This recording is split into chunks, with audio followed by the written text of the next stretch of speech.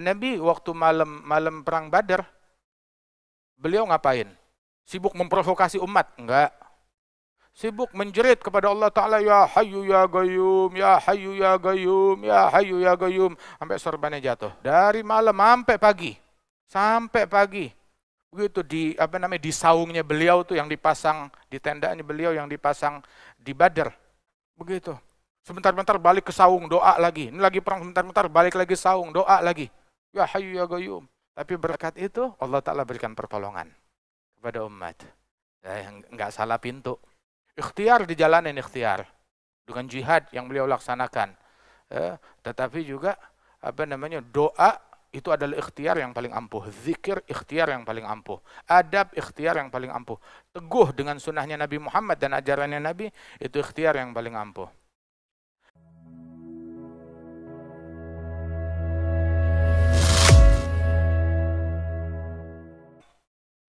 Bahwasanya kalau kita berhadapan dengan musuh, fasbutu, bersikap sabat dan teguh. Wadhkurullaha katsira, banyak zikir kepada Allah Ta'ala, la'allakum tuflihun, agar kita berjaya, agar kita menang. Banyak zikir kepada Allah Ta'ala. Dalam ayat yang lain, ista'inu bisabri wassalah, cari bantuan. Apa bantuannya? Apa bantuannya? Ke PBB. Tuh lihat tuh di Gaza sampai sekarang jerit-jerit ke PBB masih belum kelar. Putar. Dari tahun 40-an diputar. Terus sekarang bakal beres. Yang nunggu di situ salah pintu.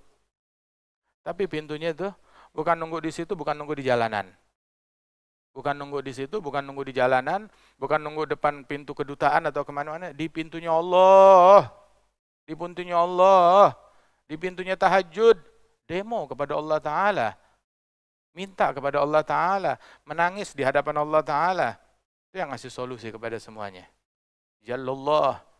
Nanti salah pintu. Berharap tiang listrik berbuah. Yang ada nanti kena kesambar. Tiang listrik nggak bakal berbuah. Kesetrum ya. Nunggunya jangan menunggu buah, jangan di bawah tiang listrik. Di bawah pohon yang berbuah. Nunggu pertolongan. Jangan nunggu di depan. Dia perlu ditolong dari neraka. Dia perlu ditolong dari penyimpangan seksual. Terus kita mau cari solusi dari mereka. Solusi apa yang mereka punya? Nggak ada solusi dari mereka. Dimainin yang ada kita. Dimainin, dibodohi, diadu domba. Nggak usah nunggu di situ. Nunggu di sini. Nih, kita nunggu di sini nih. Ini hal yang paling ampuh di dalam mendatangkan pertolongan Allah Subhanahu wa Ta'ala. Ista'inu bis-sabr, dengan sabar, wassalah, uthbutu, sabat, teguh dengan adab, dengan sunnah, dengan akhlak kita yang diajarin oleh Nabi Muhammad SAW. Jangan pakai ngotorin mulut dengan cacian, dengan makian, dengan adu domba, dengan provokasi, dengan kezaliman, dengan kejahatan. La. Penjahatnya udah ketahuan. Nah, itu penjahatnya udah khalas. Begitu, jangan kita pukul rata. Ketemu siapa aja non muslim kita hantam, kita sembelih. Enggak begitu. Enggak begitu. Ada tuh di fil Bukhari. Itu salah seorang nabi minal anbiya di bawah pohon lagi duduk, toto digigit semut. Marah dia. Itu satu kampung semut, sarang semut sebesar-besar itu dibakar. Terus Allah Ta'ala bilang, ya Nabi, halla namlah wahidah. Kan yang ngegigit kamu satu.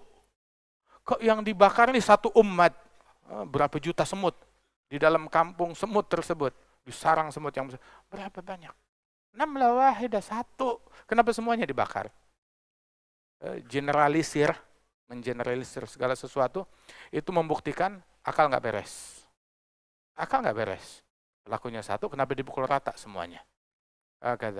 Kemudian juga sabat dengan adab, dengan sunnah, dengan akhlak, dengan rahmat.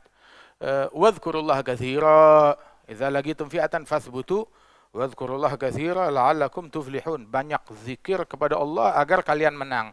Banyakin zikir biar menang. Banyakin zikir. Tapi sekarang kita dibilang jangan banyak zikir, beda syirik. Bagaimana mau ditolong? Allah Ta'ala bilang, banyakin zikir. Bilang, jangan banyak zikir, ntar bid'ah, ntar syirik. Itu namanya overdosis. Nggak ada zikir overdosis. Nggak ada zikir overdosis. Ente makan lemak nggak bilang overdosis, makan gula nggak bilang overdosis, nonton TV nggak bilang overdosis, anak kita pegangin handphone nggak bilang overdosis. Giliran zikir, overdosis kelebihan. Ini orang kayak begini perlu berobat. Perlu diobatin pemikirannya. Salah ustadz, salah guru itu orang kayak begitu. Uzkurullah katsira, banyakin zikir kepada Allah Subhanahu wa taala. Banyakkan zikir kepada Allah Subhanahu wa taala. Nabi waktu malam perang Badar, beliau ngapain? Sibuk memprovokasi umat? Enggak.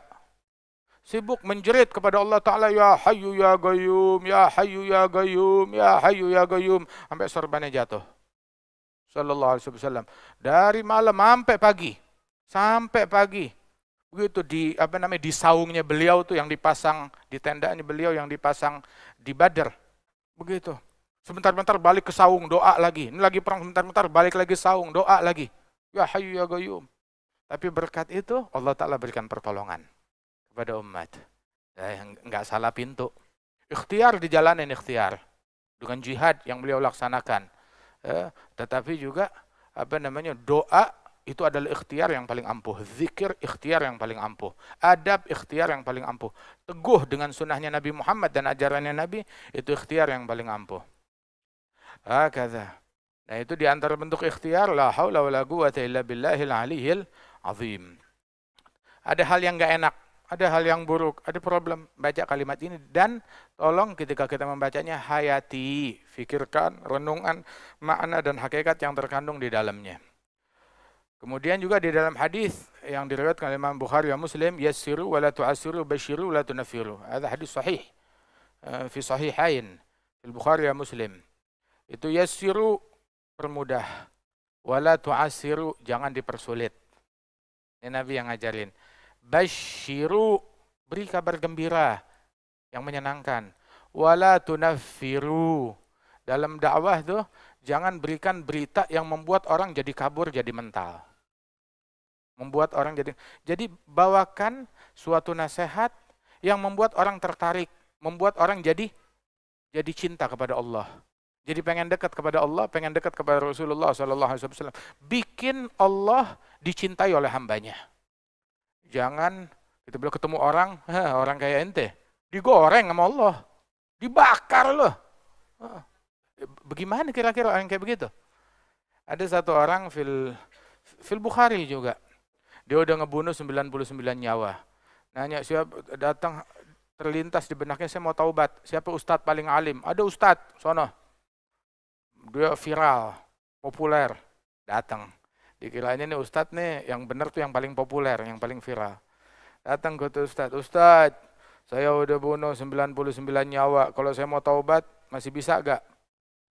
Enak aja lu di neraka. 99 nyawa ente mati terus ente mau taubat. Percuma ente di neraka. Oh gitu. Ya udah dia lengkapin 100, ustadznya dibunuh. Beneran ini fil Bukhari. Ada fil Bukhari al hadis. Dibunuh ustadznya. Gara-gara tidak bijak. Tidak bijaksana.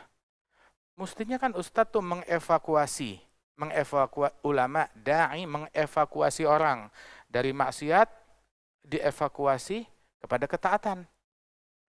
Dievakuasi dari jauh menjadi dekat. Tenggelam dalam laknat dan murka Allah, dievakuasi dari murkanya Allah Ta'ala menuju rahmat dan kasih sayangnya Allah. Itu kan tugasnya. Tadinya terputus, dievakuasi dari keterputusan tersebut, disambung. Begitu tugasnya. Bukankah itu tugasnya Nabi Muhammad? Kuntum ala syafa hufratim minan nar fa'anggadhakum minha.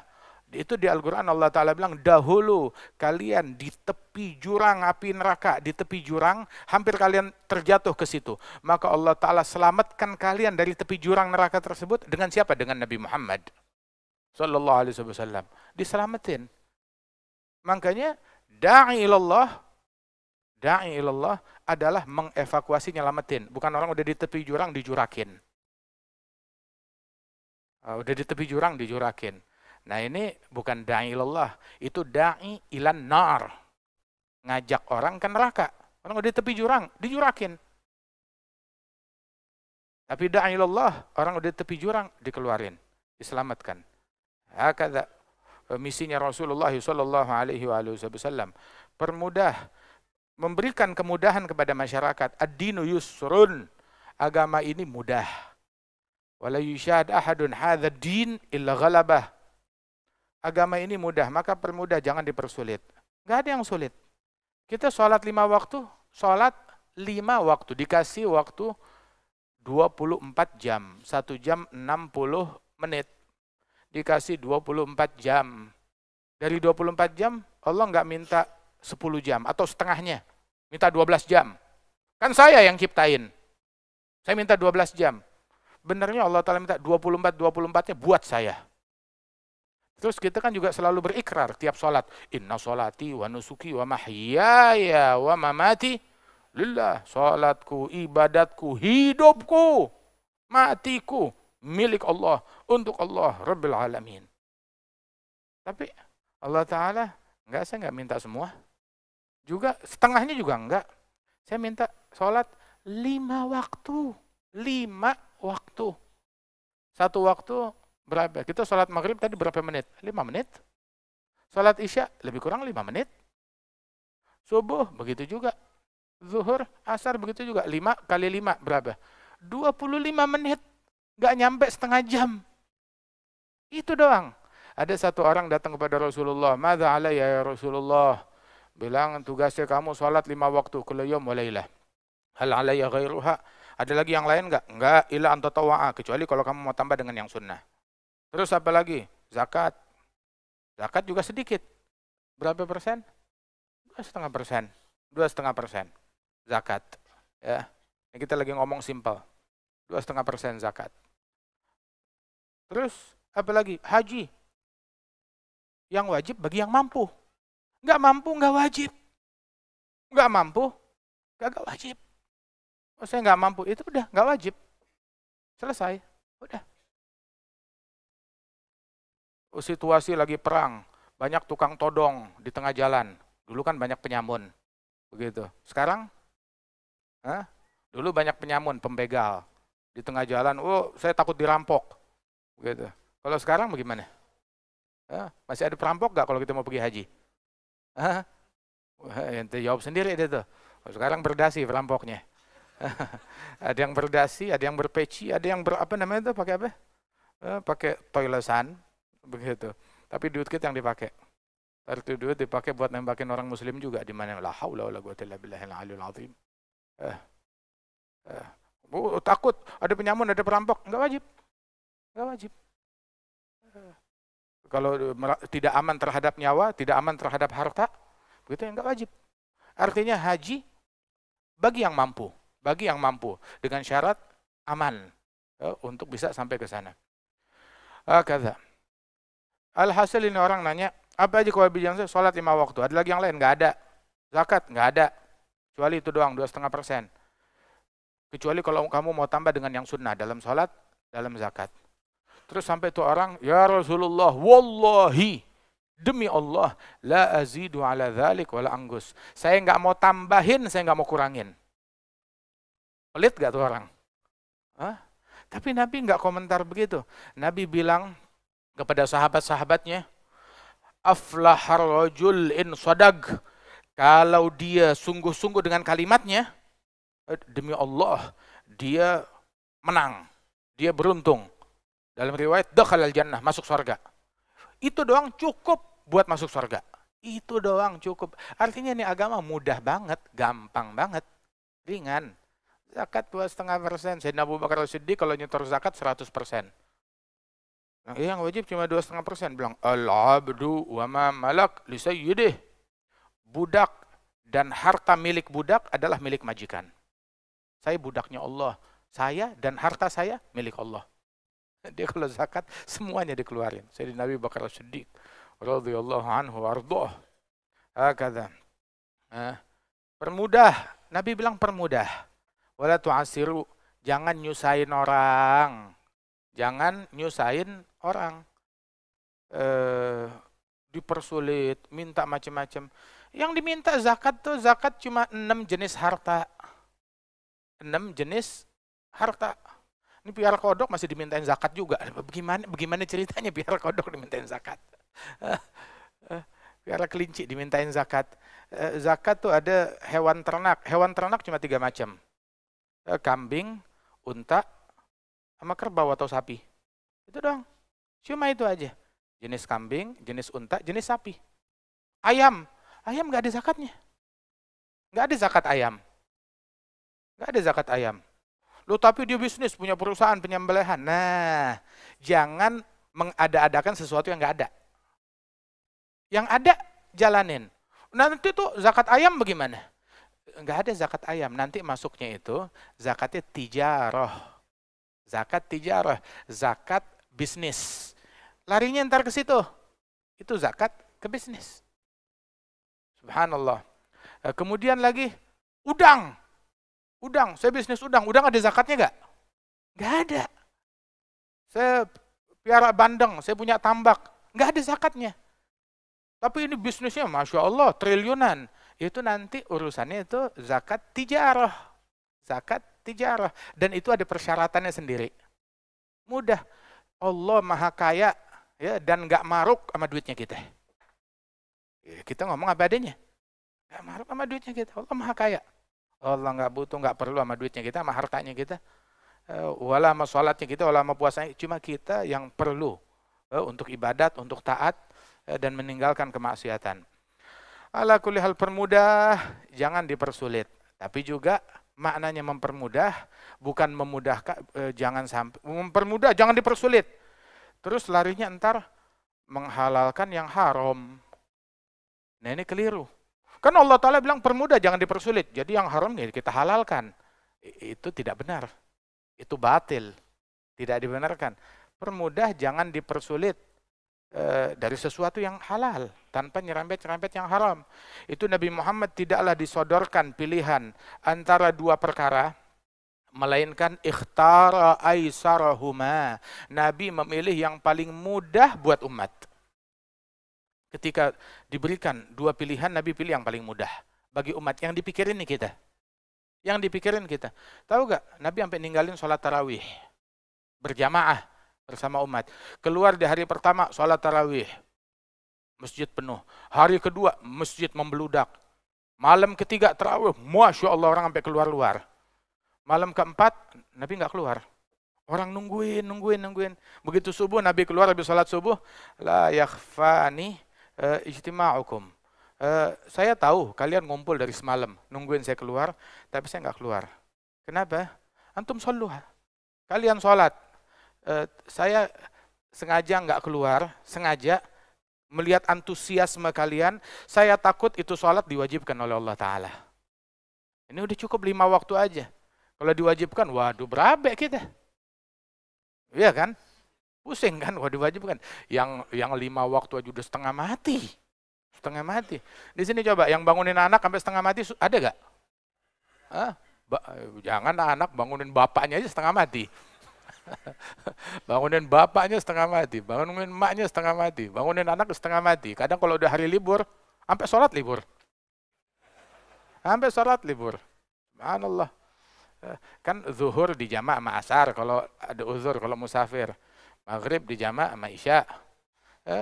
Subuh di jama' sama duha itu ceritanya dari mana? Bagaimana subuh di jama' sama duha? Gimana ceritanya tuh? Nggak masuk logika kita.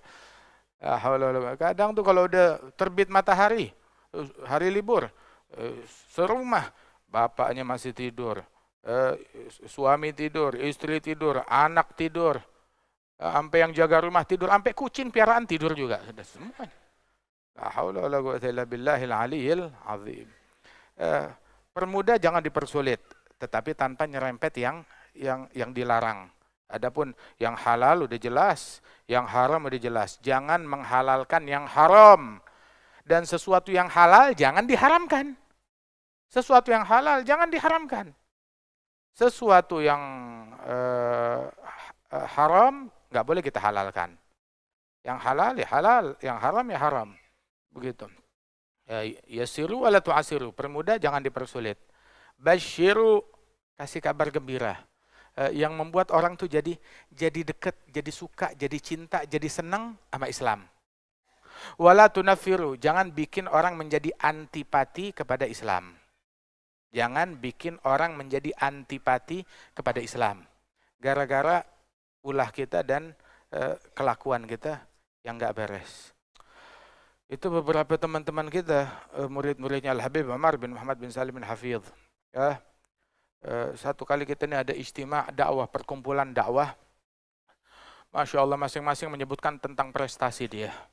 Alhamdulillah masuk Islam di tangan saya sekian, saya wilayah dakwah saya masuk ke daerah, ke pelosok, kemana semuanya. Subhanallah. Sampai ada satu teman kita mengatakan, kita prestasi luar biasa. Selama ini kita menghitung berapa banyak orang yang tertarik kepada dakwah dengan berkat kita. Tapi kita lupa untuk menghitung berapa orang yang mental dari Islam, berapa banyak orang yang mental dari dakwah gara-gara kelakuan kita. Berapa banyak. Tertarik sama Islam, yang bikin dia nggak tertarik ngelihat orang-orang individu yang nyeleneh, yang aneh-aneh kelakuannya, yang aneh-aneh sifatnya, yang aneh-aneh akhlaknya. Waliyadzubillah min dzalik. Wala haula wala quwwata illa billahil azim.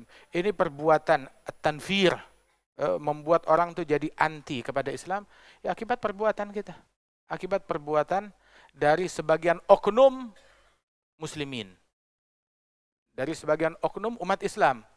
Sehingga mereka melekatkan keburukan yang ada pada oknum umat Islam, dilekatkan kepada, nabinya jangan-jangan begitu.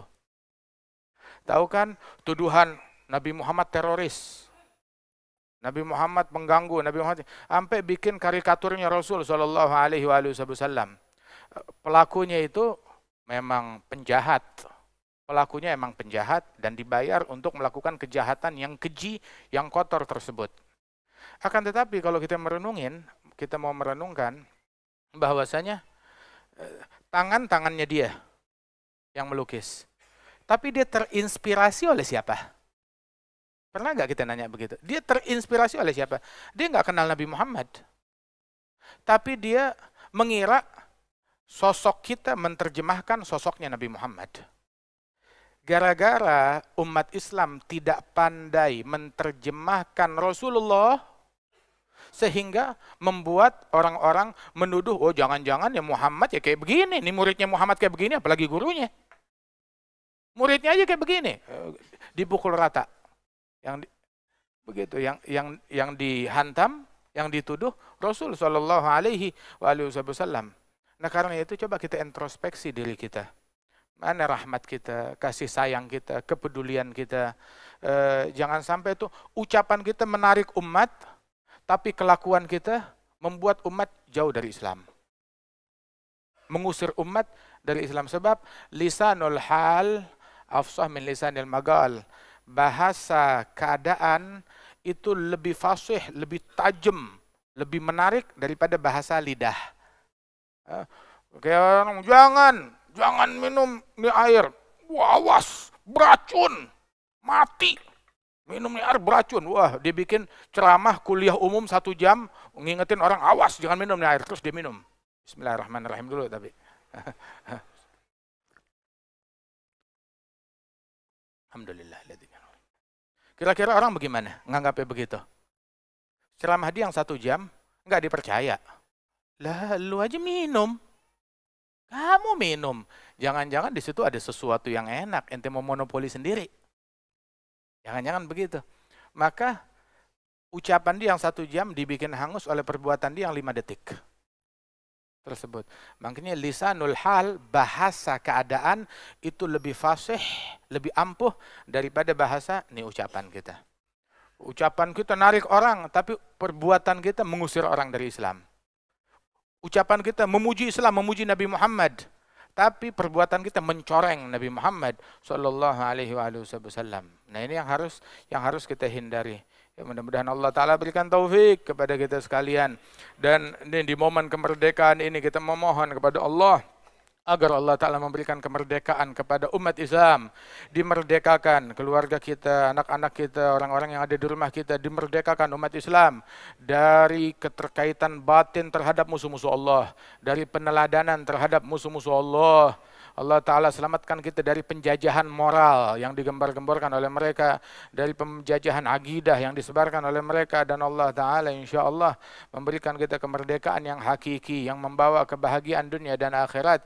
Amin ya rabbal alamin. Allahumma taqabbal hadhihi ad-da'awat wa ajil bil ijabat wa fiqna al-amal bihagiyatus salihat warzuqna husnul khatimah indal mamat birahmatika ya arhamar rahimin. Yassir lana al-yusra wa jannibna al-usra waghfir lana fil akhirati wal ula waj'alna hudatal muhtadin ghairu dhalin wala mudillin birahmatika ya arhamar rahimin. Wa sallallahu ala sayyidina Muhammadin an-nabiyil ummi wa ala alihi wasallam wa akhiru da'wana alhamdulillahi rabbil alamin.